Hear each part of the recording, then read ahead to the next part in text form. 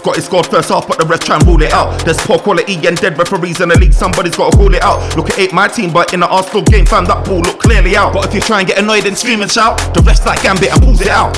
What? Scotty scored first half, but the refs try and rule it out. There's poor quality and dead referees in the league, somebody's got to call it out. Look, it ain't my team, but in the Arsenal game, fam, that ball look clearly out. But if you try and get annoyed and scream and shout, the refs like Gambit and pulls it out. What? These referees are dead food, man. I'm tired. Get them all out. Yo, this is the OT99 Banter, where opinions are shared and smoke gets served. Look, we're back again with another show. It's your boy Thurbs, and I'm joined today by Neehi, the return of Neehi again, bro. How you living? Living? Bro, I'm all good, man. Life is good, man. United stressing me, but life is good, innit? Bro, every Man United fan around the world is feeling the strain, everybody's feeling the strain. But you know what? Manchester United got another W, got another dub. And you know what? It's one of those things right about now where, like, it's so important that we're getting a dub. Like, I know there's so much going on with the performances, and I've even moved. I'm even getting to a place. I'm just like, you know what? I just gotta appreciate this W now. I just like, you know, when you're just like you're spoiled, then you can start talking about them things there. Oh, the intricacies. But right about now, basics in it. Let's just get the wins first. Get the W, and then hope the momentum built. Like, hope something clicks. Exactly. But that's the sign of a champion, though. It's the sign of a champion. Winning when you're losing, playing not good. It's, you know, look, pattern still. Look, there was madness in that game. Like, I can't lie to you though. Like, because Man United, it don't seem like nothing's changing in terms of performance. Like, even though we win, the mood and the fan base feels like we've lost. The mood and the fan base are not happy. And you know what? I know it's important to get 3 points, but I feel like what Manchester United and us fans have lacked, especially from when Fergie's gone, is like a style of play and a consistent style of play that Manchester United fans can identify with. That is something that you can build upon. And I think that the style of football that we're playing now is not sustainable style of football. It's like you can only do what happened against, like, was it Brentford or one of these, like what we done against Brentford. You know, those that volley that Bruno Fernandes did and what he's done now. You can only do that. Sheffield United. Was it Sheffield? Yeah. You can only do those type of wins, and then obviously Scott McTominay coming up clutch as well. Maybe like 5-6 times at best over all competitions, like in a season. You can't replicate that over 38 games. Not at all. It's unsustainable. And I think the fans are upset about that. I'm certainly upset about that, because before Erik ten Hag came, this is going back to last season, I was just like, what's an improvement for me for Manchester United? It was playing good football, like being able to pull 2-3 passes together, keep possession, like just like, you know, play a good style of football. We're not really. Not everyone's still asking the question, what style of football are we playing? Well, why is that happening though? Like this season, what do you think's your reason why? Because you just said last season we played pretty all right football. Bro, what's the biggest factor? The issues around the club. I think the uncertainty around the club is playing a factor. I feel like the injuries is also playing a factor. The fact of the matter is, last season, and I know people will be like, oh yeah, but you should be able to beat this team. You should be able to beat that team with what you got, and I agree with that. But ultimately, Manchester United, I also saw a team where if we're not performing well, it doesn't matter who we're playing, we're going to drop points. And that's what I noticed about this team. Whether you're Luton Town or whether you're Manchester City, Manchester United's not got their footballing boots on. Any team's going to take points off us. And I saw that last season as well, especially away from home. Like, I saw that. It doesn't matter who we're playing. And like, you know, we crawled over the line last season, like I'm saying. And I feel like, we limped. We limped, bro. And like, the defense was the key thing for us last season. Key. Who were the key? Who were the key people? Martinez, he's not here. Varane, I don't know what's going on, because it seems like he's fit, but he's not getting game time. Bro, what's going on? Casemiro, again, not here. Like, the key pivotal guys, Luke Shaw, not here. Like, I know everyone's going through injuries, but I'm just saying, for Manchester United, for what I saw in this team, the key fundamental players here, even when they were here, they weren't up to scratch. And I agree, they weren't up to scratch, but they need to be fit and available in order to play to get up to scratch. You ain't gonna get up to scratch if you're just not available. So I feel that those are some of the key things. But what's your thoughts anyway? I think I do think, like what you said, the club, the structure of the club, the uncertainty, that's a definite big factor. Yeah. And I also think the injuries. I feel like the injuries, have finished us. Then one more thing, and this is going to sound mad, but I think us having Rasmus Højlund now. Really? I was thinking about it, bro. Damn, do you know why? Bro. You see Martial, he's trash, obviously, like always inconsistent now, but he was more or less a false nine. That allowed, obviously, Rashford to do his thing. It was like a B-Tech version of Mane, Mane, what's his Salah and bloody Bobby Firmino, innit? So us then not having that, I feel like what he's done is it's changed the style of play. There's nothing wrong with that, but Rasmus didn't have a pre-season. He came in injured, so he's actually learning on the job with everyone. So I feel like it's a combination of all them things that have really, destroyed us. I feel like not every player we have, we've got a lot of good players, but I've realised something, especially when Wan-Bissaka came back, he's got the intensity. That's why Martinez is really good as well. He's intense. Luke Shaw is intense. We're toothless right now. So I feel like these are a lot of the reasons why we're just looking at, we're looking really bad. And then it's like, come on, confidence builds up. Imagine you're a techie guy. You're just a techie guy. But you got a bad man behind you that will slide tackle, man. Fight guys, shout. I'm so happy Aaron Wan-Bissaka, Look, I see a true guy, outside of maybe like Casemiro, but he usually draws a foul a lot of the time when he wins the ball back. I see Wan-Bissaka, you know how they got to do this inverted fullback thing and he comes in the middle sometimes, Aaron Wan-Bissaka. I see him going down to the ground, sliding and winning the ball back, no foul. That is so refreshing. And everyone's on it. Bro. It's refreshing, man. Bro. So I feel like, that's a lot of what it is. And probably a lot of the players, especially because of, the whole sales stuff, I bet you a lot of players are probably thinking, am I even really going to be here soon?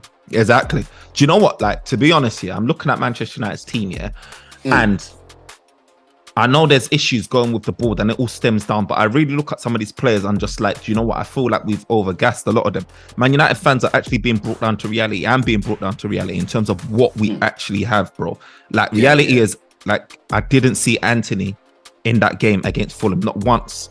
Like, he was doing his whole running around thing and energetic thing, but I just don't see what he contributes to the team. A lot of the time when he gets that ball, it's like, if he ain't got that overlapping run, he's ineffective, you know what I mean? Like, he needs that fullback running overlap so he can try and play 1-2 with them, but he's ineffective in terms of the penetration. And a lot of the time, our man them just hit and hope. Do you understand that? They hit and hope the ball reaches the man. They hit and hope. Like, where's the precision? Where's the thought through thinking before you play a pass? Like, even with Bruno, he's so anxious to like keep up the tempo that a lot of the time he does a quick flick where he could have just controlled it first and then found his man. A lot of the things that we do is just very much like haphazard and rush, and there's no quality there. I didn't see Anthony. Like, again, your left wing Garnacho, he tried. He's forward thinking. He's always a trier, but he's not at that. He's not the level where we should be having as a starter. And then Rashford as well, same thing. Look, Rashford's been here for how many years, bro? Like, why are we still having complaints about whether this guy is a quality or world class? Why is the fan base still split? Do you know what I mean? I feel a lot of guys aren't playing in a better position for them. I say that in the sense of see someone like Garnacho, he can run man down. He's not, to me, great, intricate cutting in, put it top in. I think he should be on the right. Put him on the right. You've got Højlund in the middle. He's a man that needs crosses. Put him on the right. Let him dog man up. Cross it in rather than having to cut in. Do you know what I mean? I feel like Anthony, I'm going to be real, I don't think he's a winger. I actually think Anthony would be a good 2-8 maybe. Really, Anthony? Better than being on the wing. Because I think he needs to get out of there, bro. Real talk, bro. I think he's gonna be one of the.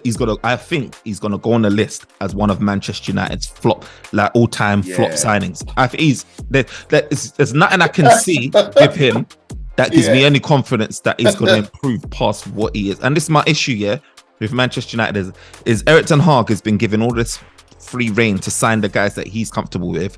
I'm looking at them guys, and it feels like every signing we're like, oh, give him time, he needs to come good. Whether it's Sancho, and I know he wasn't bought under Erik ten Hag, but he was bought under, I think, Oli or whatever it is. But we're always like, oh, give them time to come good. We need players that are just jumping in ready now and coming good. Even Amrabat now is potentially going to start raising questions, and I just feel like Manchester United, he's not good enough.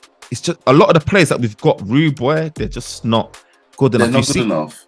Look at Newcastle. They bought guys like Gordon, Harvey Barnes, Almiron.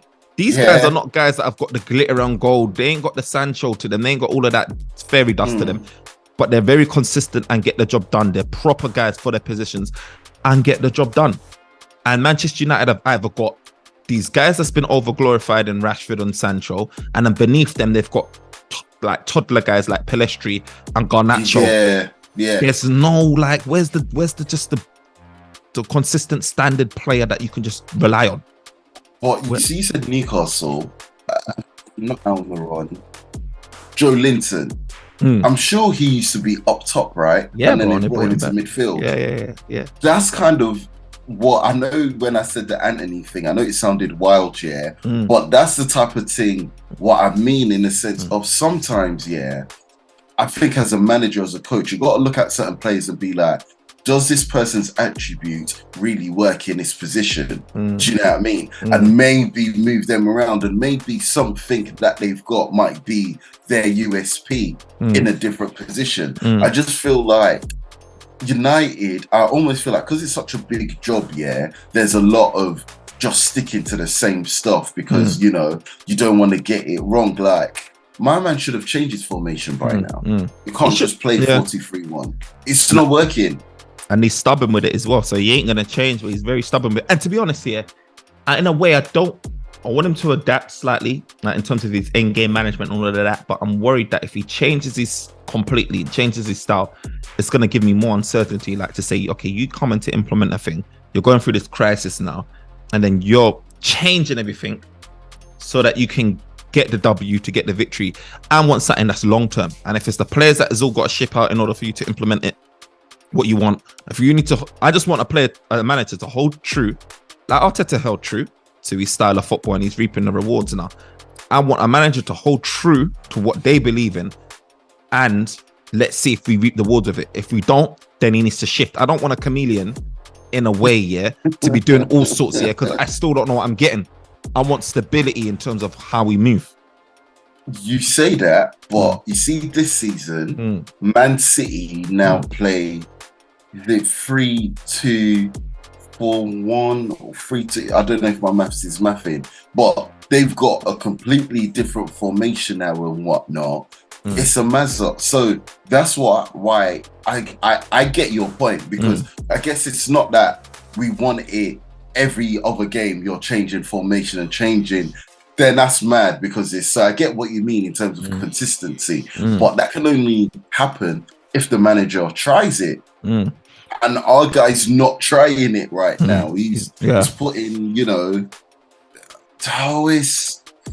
I don't know, man. Like, I didn't watch the match, I couldn't. But from what I heard and when I watched the highlights and everything, it's just like what you said earlier. We're just happy we're getting a W's, but we can't.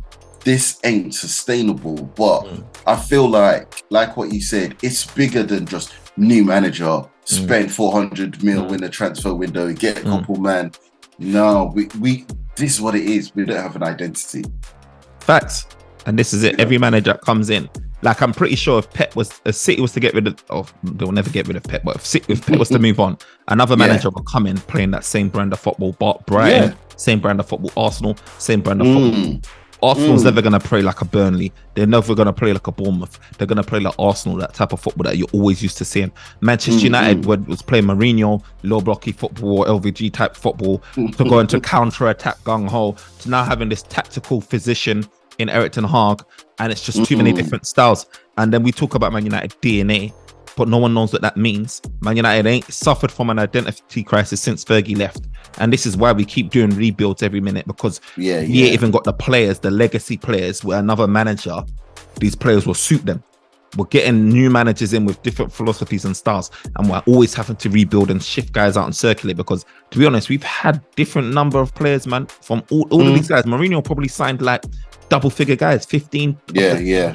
Every manager gets the money. It's just, there's no thingy. But what was you thinking about the penalty decision though, man? That got ruled out, not penalty, sorry, the goal decision of Scott McTominay. You saw the highlights, Scott McTominay. I saw that.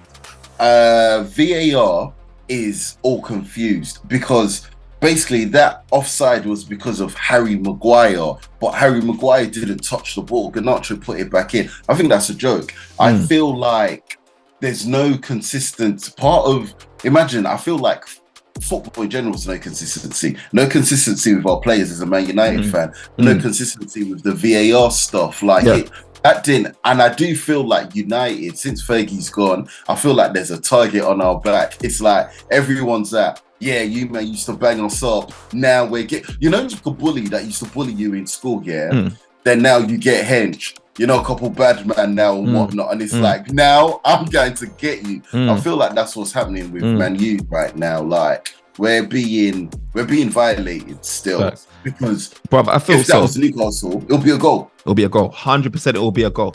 And Newcastle, they got this benefit of the doubt thing. There was 30 cameras in the stadium. Not one of them could pick up 3 separate incidences in that Arsenal.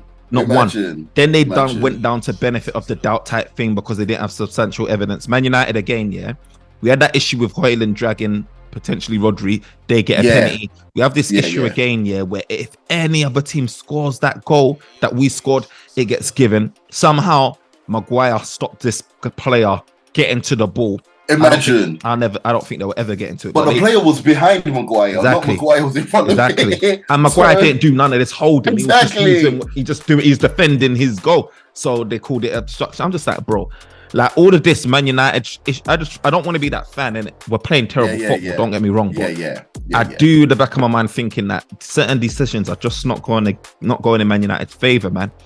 Due to and it's just annoying, bro. So I was glad to see us come up clutch Bruno. And this is the thing, with Bruno, he doesn't contribute to the game, but this is why Erik ten Hag leaves him on the pitch, because he's one of those only few guys that can come up clutch at any point in the game and get you that victory. He's a moments player, well, this season anyway, and last season. That shows you we're shocking. That shows you how shocking we are, that you're just hoping and praying. Pep Guardiola would have taken man off long time, someone new. That shows you we are bottom of the barrel. We are praying for a moment. We're Moments FC. Bro, oh God. Moments FC. Scott McTominay as well. You saw the signs. Scott McTominay's the one getting the goals. Bruno Fernandes is the one getting the goals. We're heavily dependent on Scott, Bruno. And people keep saying, we bought Mount. But Mount's not getting any games. It's not the reason why these men ain't getting games, because Erik ten Hag is in such a desperate situation right now. This is a results business. And we hear all of this talk about Erik ten Hag's getting backed. That's the same pattern that always happens. If you're not getting results, you get sacked. And I feel like Erik ten Hag's clocked it, and you know what? Scott McTominay's in fine form. He needs to play. Bruno Fernandes can come up clutch like he did before as well in previous games. He needs to play. And then all of a sudden you're having this team structure that's just accommodating players where it may not be our best team on paper, just because we need to collect the 3 points. So Pep will do it, and he'll have a fine oil machine and he gets things running. But Man United's not in that position where we can just say, you know what, you're getting benched. Bruno, you're getting benched. Rash, you're getting benched. Do you know what I mean? So what's your thoughts on the whole Rashford situation? Or Rashford obviously were in the team squad. Apparently he's injured, but he was caught celebrating his birthday or whatever like that after the derby loss. What was your thoughts on that, man? I'm glad he got dropped. So let's be real, he's not injured. He got dropped in it, and I'm glad, because Rashford, I think his attitude stinks. Like I always say he ain't got a footballing brain. Even last season when he was scoring a lot of goals, I wish we sold him then. Like that's when his stock PSG was wanted high. him then. Yeah. Sell him. Would have got a good 80 to 100 million then, I reckon. Sell him. We can then actually build the squad. I'd even spend that money on Mbappe. Like, Rashford is not elite. I think Rashford is not elite. He's getting shown up by Garnacho all the time. These times, Garnacho is actually still a small boy. Let's keep it real. I actually want Rashford to go. I'm not going to lie. Like, I feel like he thinks he's bigger than the team. No, Rashford isn't that guy to me. He's not. I'm not even trusting that Man United would have spent that money correctly. Do you know what I mean? Like, if we sold him last season, that probably money would have been used to fund Anthony and then Glazers keeping their profit. You know what I mean? Like, I just don't feel like I really do feel we need to get that director of football in. Yeah, understands, definitely. and then like these big names. With confidence, I'm hoping that we can maximize the profits that we're getting from them. You know what I mean? But fingers crossed. Who was your man of the match anyway? Before we wrap it up, man. I'm gonna say Onana. Onana made some big saves still. Yeah. He's making saves, and I'm liking the confidence from him.